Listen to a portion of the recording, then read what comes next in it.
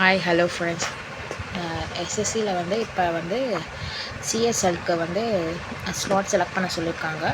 First time இப்போ தான் நம்மளே செலக்ட் பண்ண சொல்லியிருக்காங்க. எப்போயுமே அவங்களே தான் செலக்ட் பண்ணி நமக்கு வரும். இந்த டைம் நம்மளே செலக்ட் பண்ணிக்கலாம். டேட்டு, வென்யூ எல்லாமே செலக்ட் பண்ணிக்கலாம். இதில் ssc.government.in போயிடுங்க. அடுத்து லாகின் ஒரு ரெஜிஸ்டர் சைடில் இருக்க பாருங்கள், அதை கிளிக் பண்ணிக்கோங்க. லாகின் ரெஜிஸ்டர் போனோடனே உங்கள் register number, password, captcha enter பண்ணிவிடுங்க. என்ட்ரு பண்ணோடனே உங்கள் லாகின் இது ஓப்பன் ஆகும். அதுக்கடுத்து கீழே பார்த்தீங்கன்னா இப்போ லைவ் அப்ளிகேஷன் கான்ஸ்டபிள் இருக்குது. அது பக்கத்தில் இருக்கிற மை அப்ளிகேஷனை கிளிக் பண்ணிக்கோங்க. கிளிக் பண்ணிங்கன்னா நீங்கள் என்னென்ன அப்ளை பண்ணியிருக்கீங்களோ அதெல்லாம் லைனாக வரும். அதில் சிஎஸ்எல்ல போய்ட்டு செலக்ட் சிட்டி எக்ஸாம் டேட் அதில் போய்ட்டு நீங்கள் செலக்ட் பண்ணிங்கன்னா அதில் ஜென்ரல் இன்ஸ்ட்ரக்ஷன்ஸு ஃபஸ்ட்டு நீங்கள் அவங்களா எப்பயுமே ஃபஸ்ட்டு ப்ரிஃபரன்ஸ் யாருக்கு வரணும், நம்ம ஃபஸ்ட்டு இப்போ நமக்கு வேண்டிய இடத்த நம்ம செலக்ட் பண்ணிட்டோம்னா செலக்ட் பண்ணிடலாம். அப்படி இல்லை அந்த ஸ்லாட்ஸ் எல்லாம் க்ளோஸ் ஆகிடுச்சுன்னா அவங்க கொடுக்குற ஸ்லாட்ஸ் தான் நம்ம எடுத்துக்கிற மாதிரி இருக்கும். அதுதான் அந்த ஃபுல் ஜென்ரல் இன்ஃபர்மேஷனில் கொடுத்துருக்காங்க.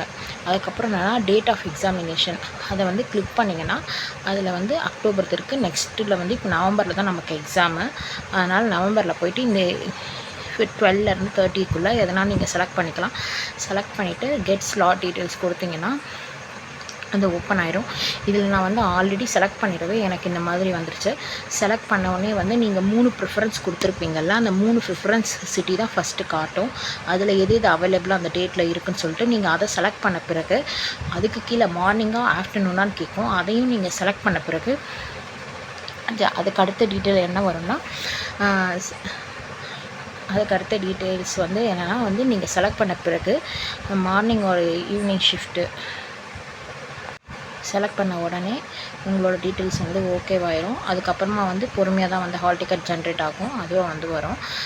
இதே மாதிரி இந்த மாதிரி ரிலேட்டட் வீடியோஸ்க்கு லைக் அண்ட் சப்ஸ்கிரைப் பண்ணிக்கோங்க. தேங்க்ஸ் ஃபார் வாட்சிங். லைக் பண்ணிடுங்க மறக்காமல்.